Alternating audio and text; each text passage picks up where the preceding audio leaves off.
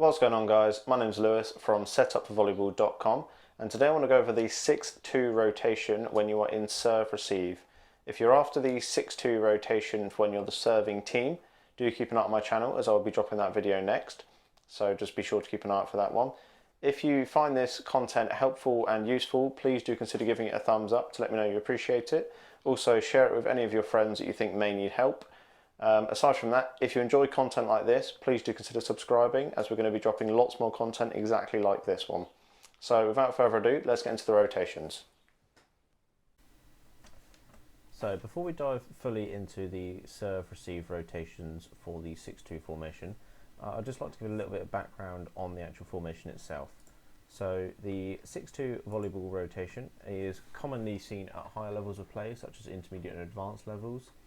It's not very commonly seen at beginner levels, although with that being said, it is like an advanced version of the 4-2 formation. So when you introduce new players to the 4-2 formation, it's actually a really good introduction for them to then go on and learn the 6-2 formation. So it's basically the 4-2 with added steps. So the 6 in the 6-2 stands for the number of hitters that you have on the court, and 2 stands for the number of setters that you have on the court. So no, that doesn't mean you have 8 players, but you do always have 6 hitters on the court as well as 2 setters. I will explain how that works in a second. So some of the advantages of the 6-2 is it provides a lot of flexibility in the lineup.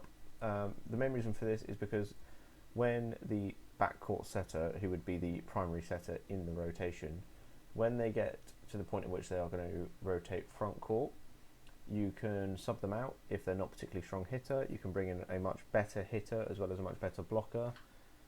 So it just allows you to really play with that lineup and make sure that you've always got 3 good blockers and 3 good attackers in that front line, which leads on nicely to my next point, which is the fact that when you use this rotation, you always have 3 hitters in the front court.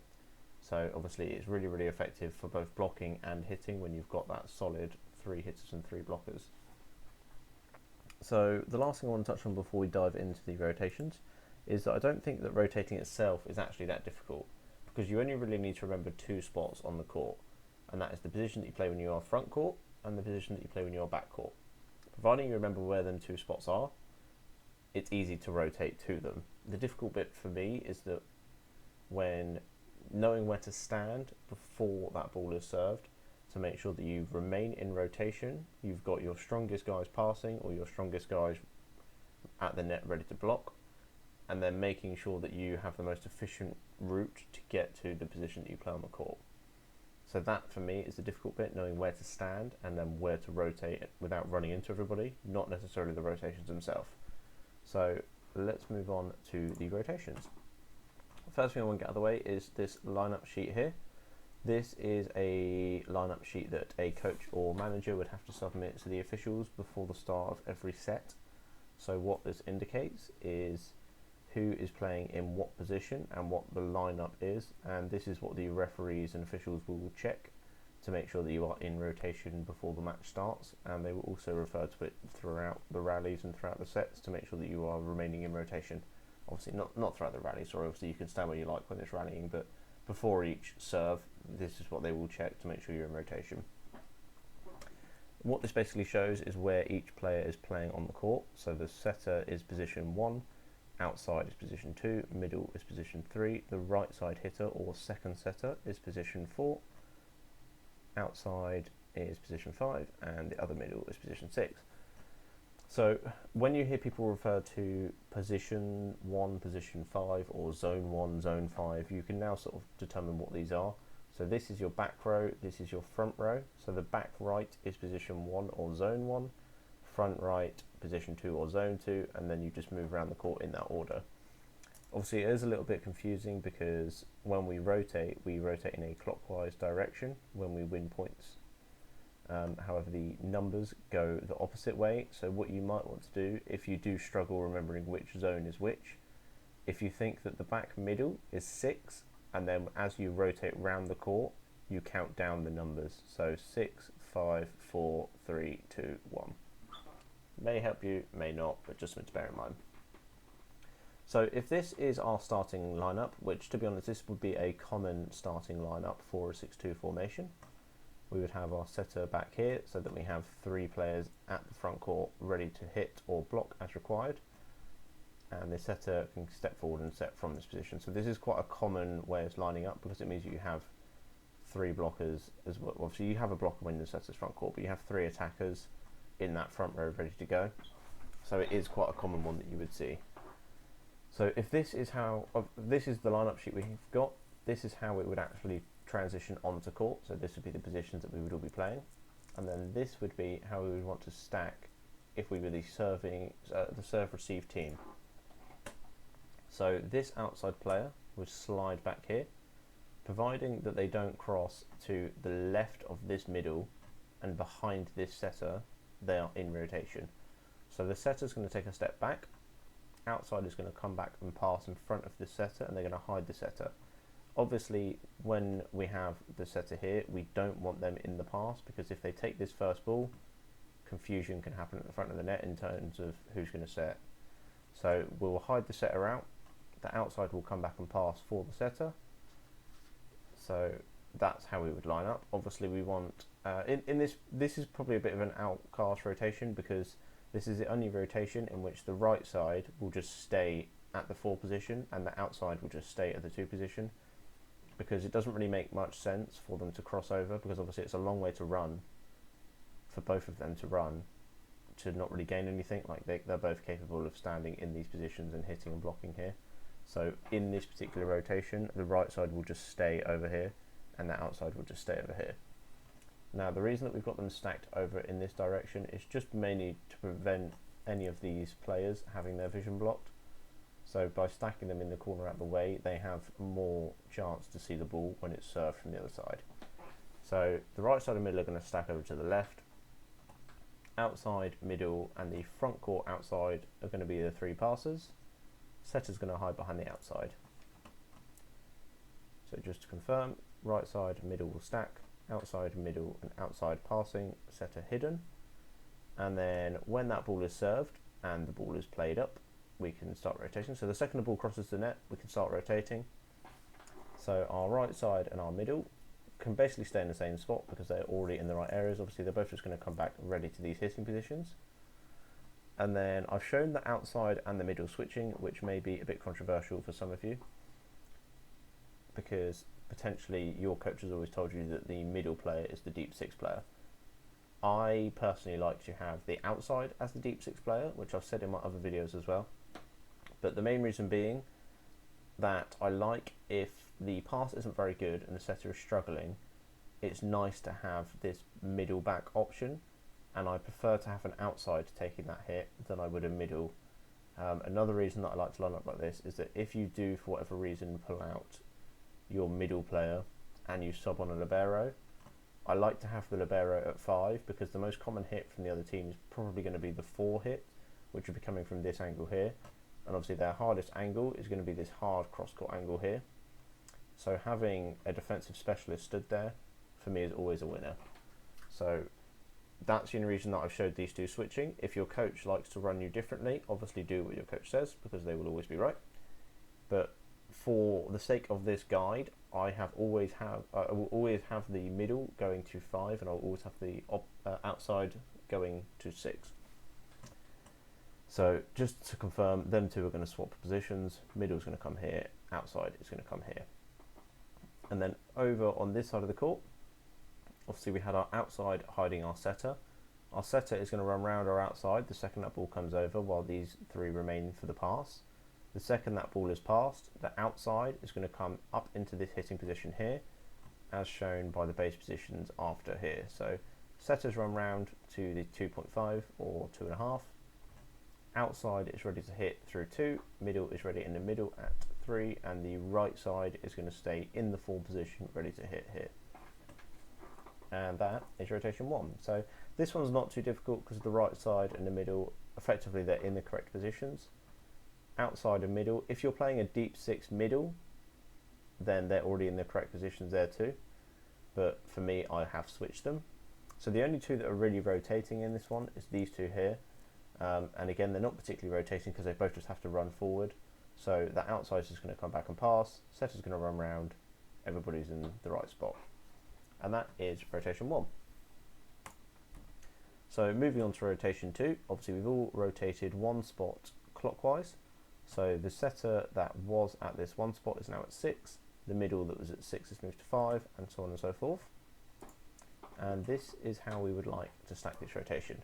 So the setter in this position here is affected by this middle player, this outside player, and this right side player when it comes to rotations. They can't go in front of this right side player, they can't go to the right of this outside player, and they can't go to the left of this middle player.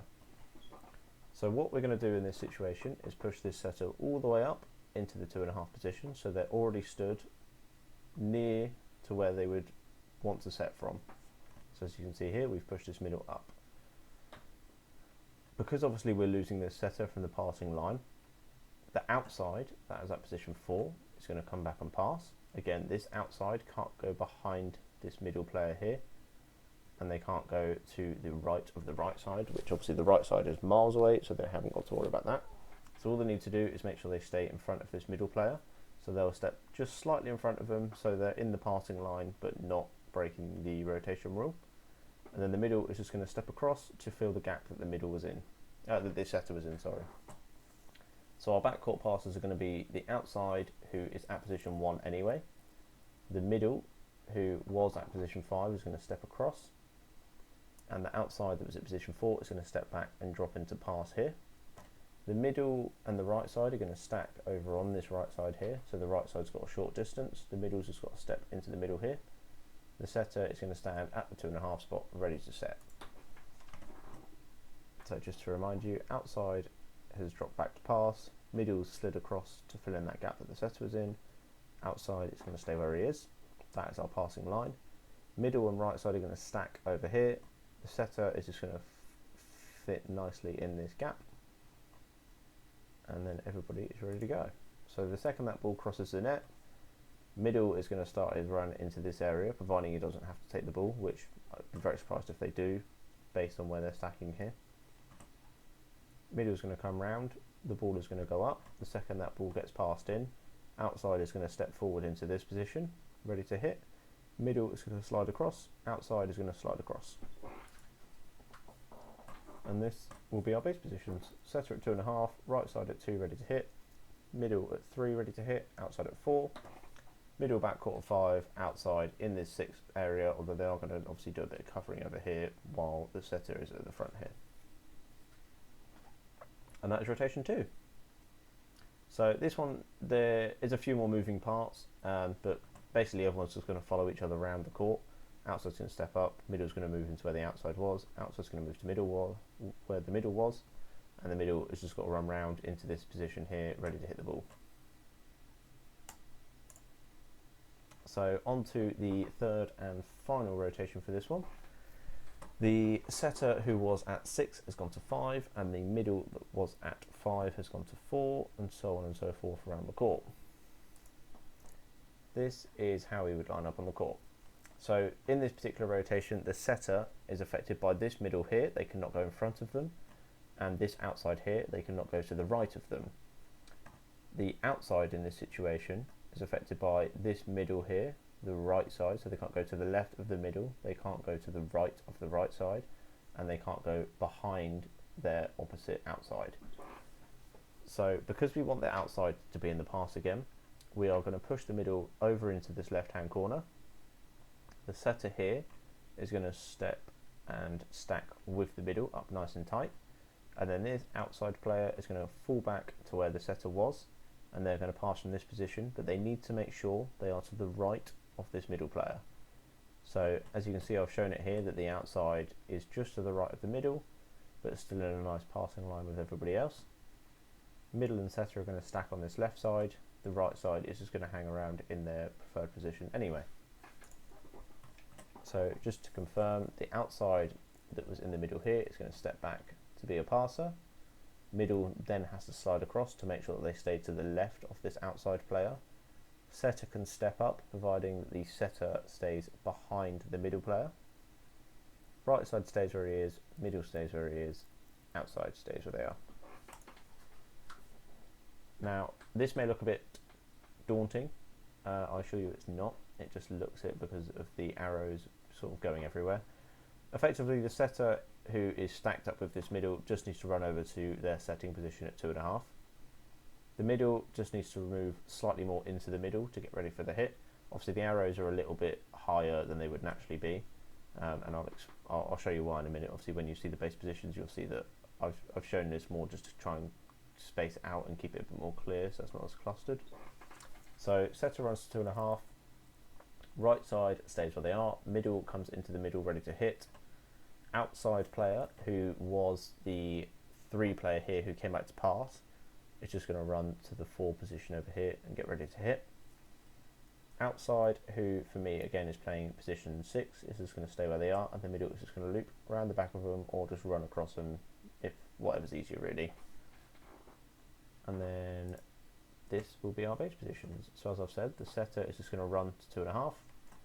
Right side is at position 2 already, ready to hit. Middle is just going to step into the middle of the court, ready for the set. Outside is going to pass, or if they don't have to pass, it's just going to start creeping over to this 4 position. Middle needs to go from 1 to 5. So this is probably the more complicated rotation out of the 3. I think the nice thing with the 6-2 formation and the 4-2 formation is the rotations aren't too difficult. The main reason that one of the issues that I've always had with the 6-2 formation, and it is the bane of my existence, is that I am a setter primarily. So, and I'm used to a 5-1 formation, so I'm used to always taking that second ball.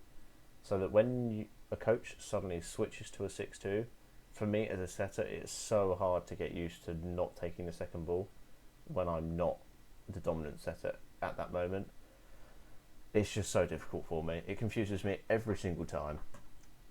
So I don't really like this rotation for that exact reason. I do get the benefits, and I do think that it can be a very effective formation if used correctly, but just as a setter, it really winds me up. I want to take that ball. I don't like waiting around. That's why I became a setter, because I like being involved in all of the plays. I like having that decision. It's one of the main reasons why I became a setter, and it's actually a really fun position to play. So that's all I've got for you guys. That is the 3 rotations. If you found this content useful, please do share it around, as it really helps. Drop it a like if it did help you. Please drop any comments that you may have below, and I'll be happy to respond to them. And finally, if you enjoyed this video and you've seen some of my other content, please do consider subscribing, because we're going to be dropping lots of content all about volleyball. That is all this channel is about. So if you like volleyball content, then you are in the right place. So please subscribe, turn on that notification bell, look out for future videos. Thank you very much, guys. See you later.